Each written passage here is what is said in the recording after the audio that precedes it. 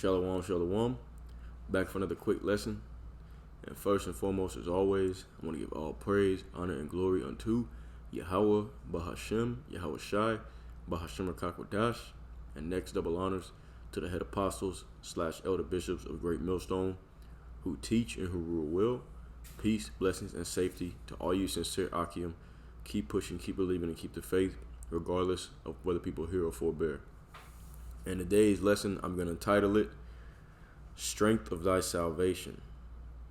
All right? Strength of Thy Salvation.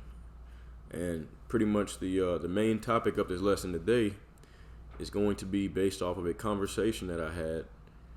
I was out at the I was out in the city at a college campus in my local city, and I was sitting at an outside patio area doing a Bible lesson, okay, doing a video to edify the saints, and a Christian walked up on me, and he was a youth minister, and he was overhearing what the stuff I was saying, and he was curious and he had questions.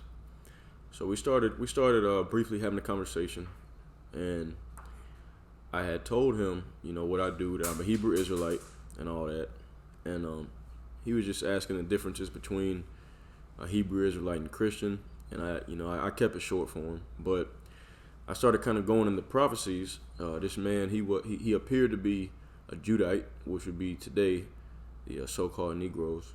All right, he appeared to be a Judite, but we don't know for sure. So I kind of started going into prophecies with him and stuff like that. And of course, him being in the Christian church, he's never really seen these prophecies, never heard of them, because they don't really go over too much. They barely really read the Bible at all.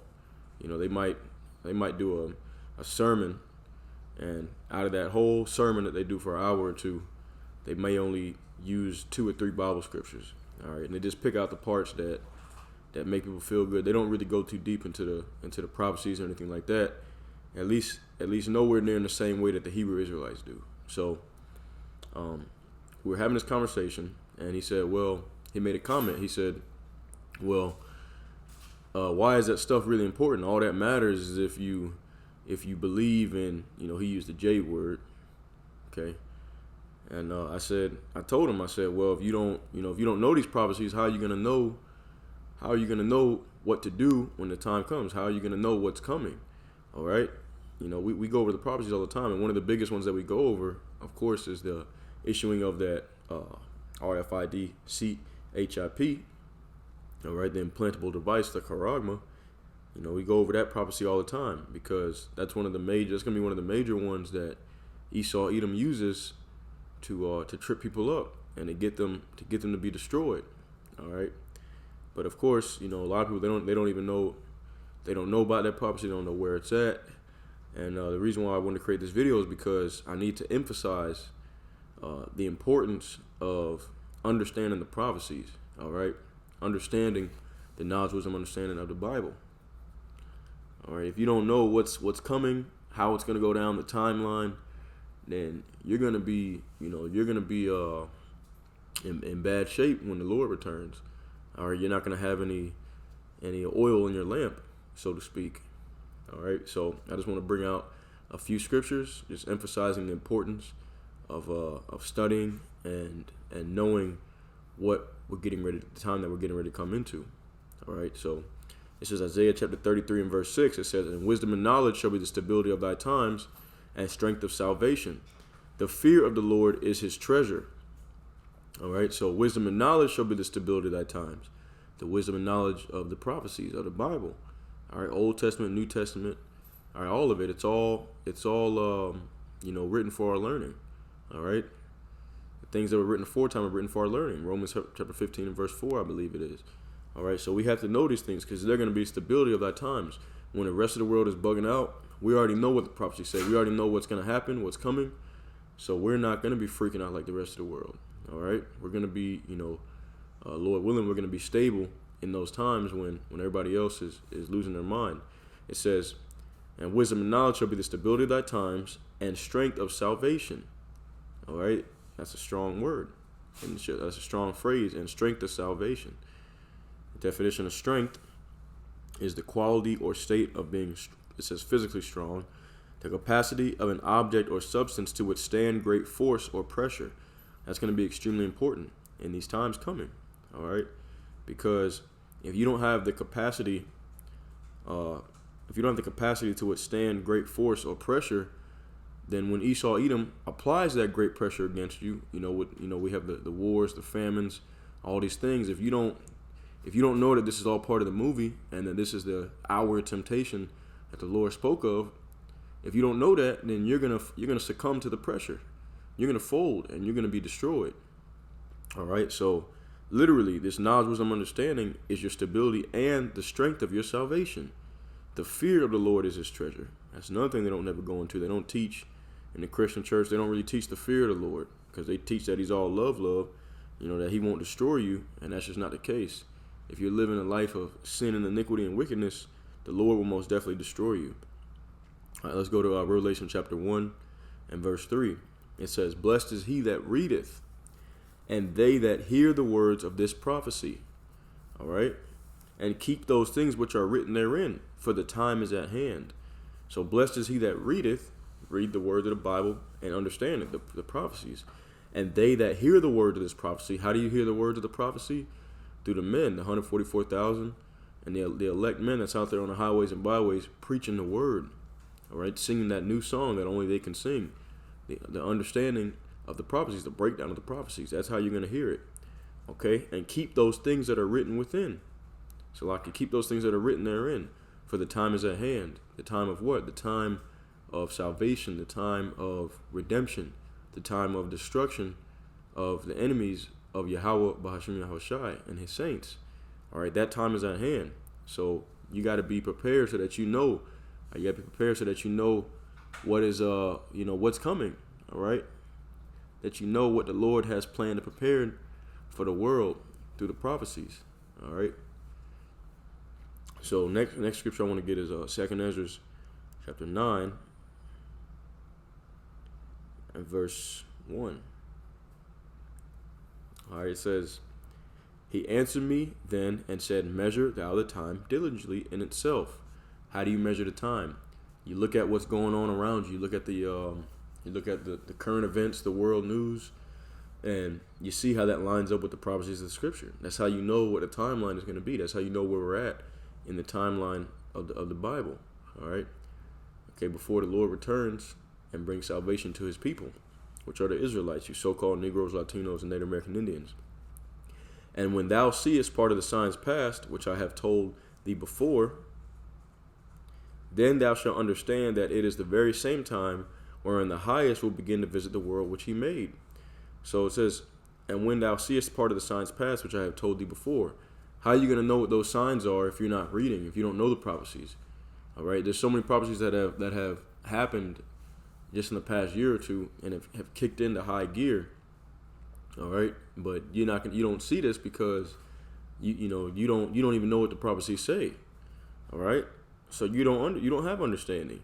And it says, "Then thou shalt understand that it is the very same time wherein the highest, who is Yahweh, Bahashim Yahushai, will begin to visit the world which he made." All right, and it kind of goes into it. "Therefore, when there shall be seen earthquakes and uproars of the people in the world, then shalt thou well understand that the Most High spake of these things from the days that were before thee, even from the beginning." All right, "For like as all that is made in the world hath a beginning and an end, and the end is manifest." All right, so the end is manifest. We seeing it, and just for edification, I'm gonna read these next few verses. "Even so, the times also of the highest have plain beginnings in wonder and powerful works, and endings in effects and signs.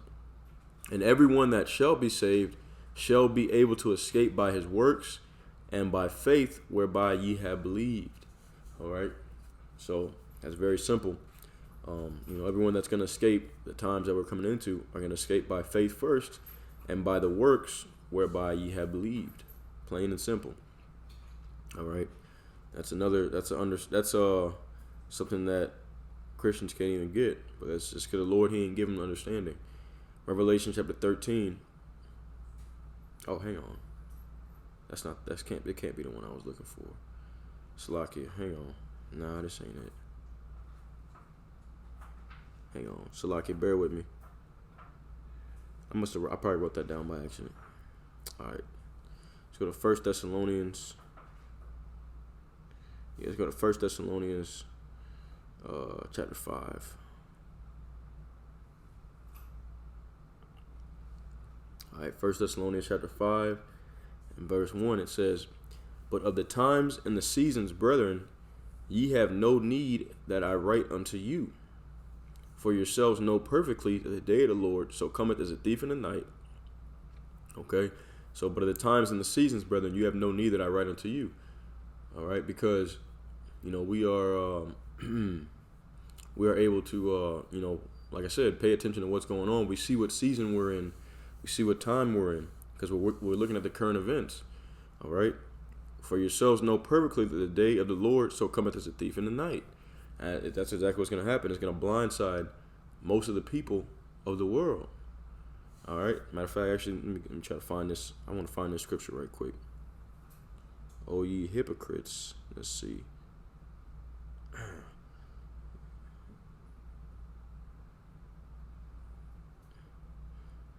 Okay.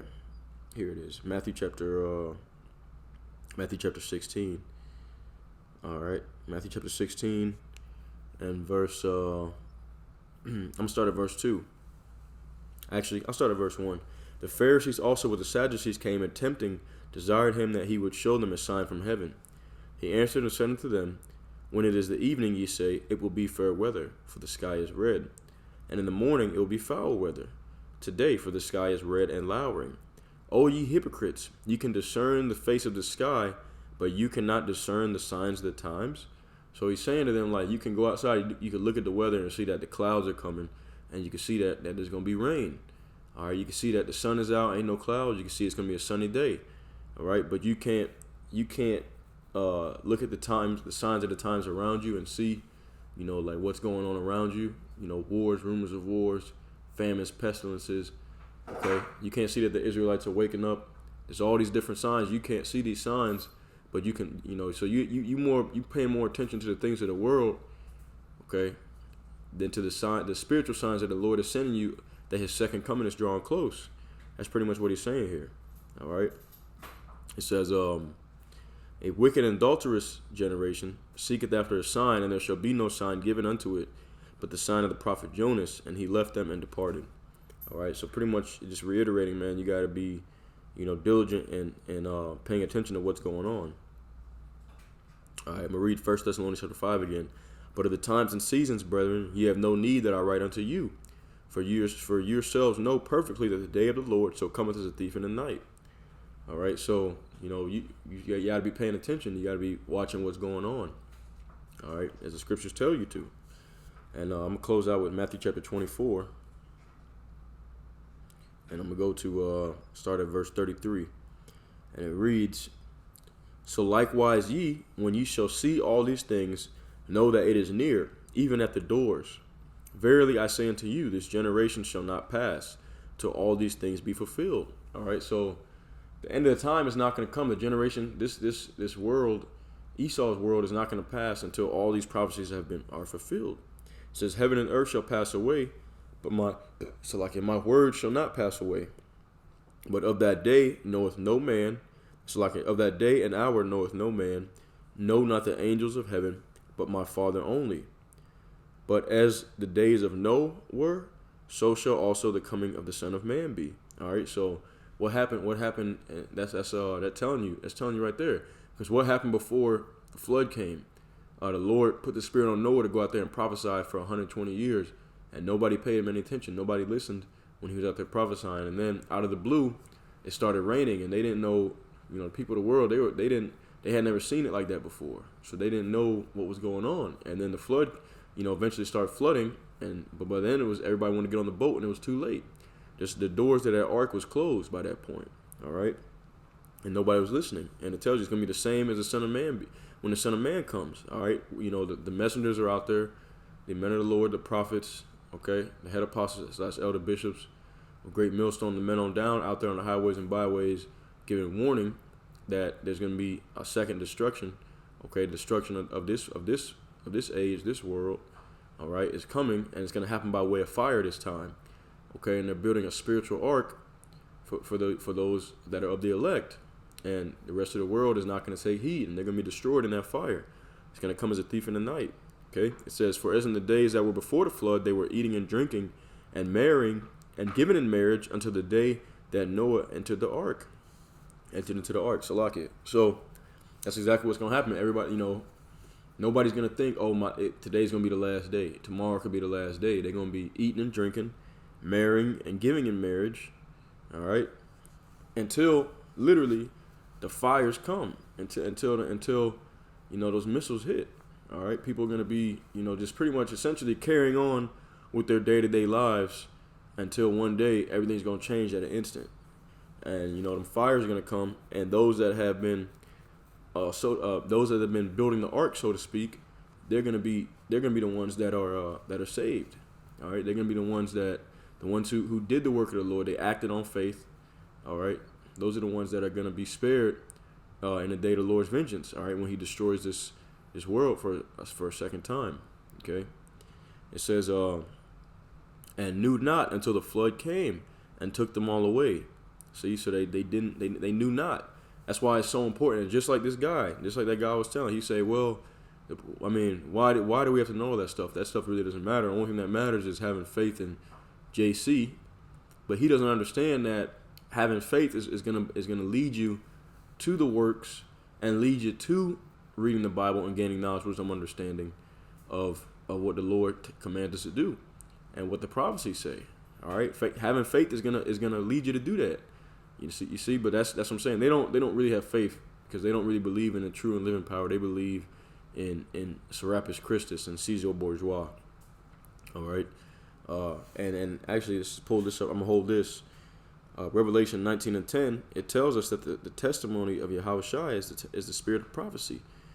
All right, so if you don't understand the prophecies, you're not even trying to understand the prophecies. You ain't really living for the Lord. You don't really know the Lord. Revelation chapter 19 and verse 10. And I fell at his feet to worship him, and he said unto me, see thou do it not. I am thy fellow servant and of thy brethren that have the testimony of Yahushua. Worship Yahweh, for the testimony of Yahushua is the spirit of prophecy. See, the testimony of Yahushua is the spirit of prophecy. So if you have the testimony of the Lord, then you're gonna be moving in the spirit of prophecy. All right, and the spirit of prophecy is gonna unlock the understanding to you. All right, you're gonna be seeking out to understand the dark parables of the ancient, the wisdom of the ancient. All right, you're gonna be seeking out to understand the prophecies. But these people, they don't care about the prophecies because they don't really love the Lord. They love the fake version of the Lord that they created in their mind, that the Romans gave to them, and they just ran with it. All right, it says, I'm going to read that verse again, Matthew 24, verse 38. For as in the days that were before the flood, they were eating and drinking, marrying and giving in marriage, so continuing on with their day-to-day lives, until the day that Noah entered into the ark, and knew not until the flood came. So they're not going to know until they literally see the missiles get ready to hit. Then they're gonna be like, oh crap, but it's too late by then, and took them all away. So shall also the coming of the Son of Man be. All right. I'm going to go down to verse 42. It says, watch therefore, for ye know not what hour your Lord doth come. But know this, that if the good man of the house had known in what watch the thief would come, he would have watched, and he would not have suffered his house to be broken up. So he says, watch therefore. You got, once again, man, watch and pray. You see, you got to be paying attention to what's going on. All right, because if the good man of the house had known the time that the thief was going to come, that he would have been paying attention. He would have watched. Okay, but see, they don't know because they ain't checking the prophecies, man. They don't care about the prophecies.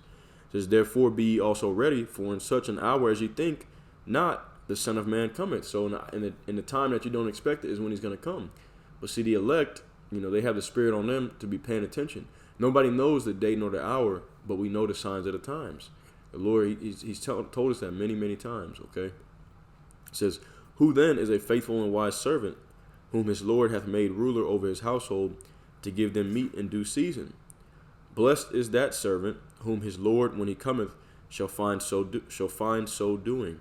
So blessed is the servant that it stays continuous in the works of the Lord. Okay, stays continuous in study, stays continuous in obedience to the law, statutes, commandments, rehearsing the righteous acts. All right. Verily I say unto you that he shall make him ruler over all his goods, inheritor of the kingdom.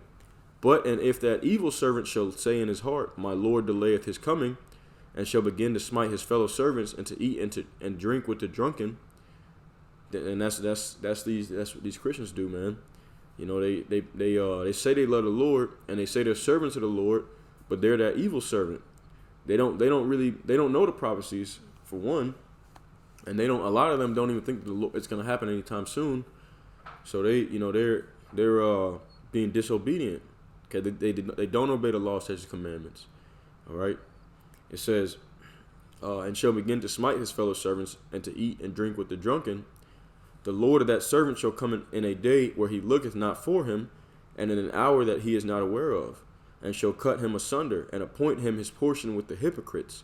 There shall be weeping and gnashing of teeth. So the evil servant who's not doing the work of the Lord the right way, he's doing the work of the Lord deceitfully, and that's what a lot of these church pastors, man, that's the reason why they do that, because they really don't believe in the prophecy. You know, they call themselves servants of the Lord, but to them, it's all about making money, right? And they don't think that the Lord is really gonna crack the sky. They don't think these prophecies are really gonna happen, man. And the reason they don't is because the Lord just ain't put the spirit on them to believe. They are the 2/3. But you know, if they had fear of the Lord and they really believed in the prophecies, then they wouldn't be doing the stuff that they do, doing the work of the Lord deceitfully, doing it for profit, doing it for gain, whatever it is. They would be doing it the right way, the righteous way, which is not popular among the people of the world. All right. But the Lord says that those people, those wicked servants, those evil servants are going to be, they're going to receive the same punishment as the hypocrites. All right. And they're going to be cast into outer darkness, where there should be weeping and gnashing of teeth. All right. So just to close out, I'm going to go back to Isaiah 33:6 to drive the point home. This is how it's extremely important to read and understand the prophecies, to stay diligent in seeking the Lord, obeying the law, statutes, and commandments to the best of your ability. All right. And you got to know what's coming. You got to be watching. You got to be measuring the times. Measure out the times diligently. But this is Isaiah 33:6. Once again, and wisdom and knowledge shall be the stability of thy times, and strength of salvation. If you don't have the knowledge, wisdom, understanding, then you're going to fall for the tricks, the schemes of Esau, Edom, the so-called white man, who is the devil that the Bible speaks of. All right, they're elites. It says the fear of the Lord is his treasure. All right, so that's all I got for you guys today. Well, for now at least.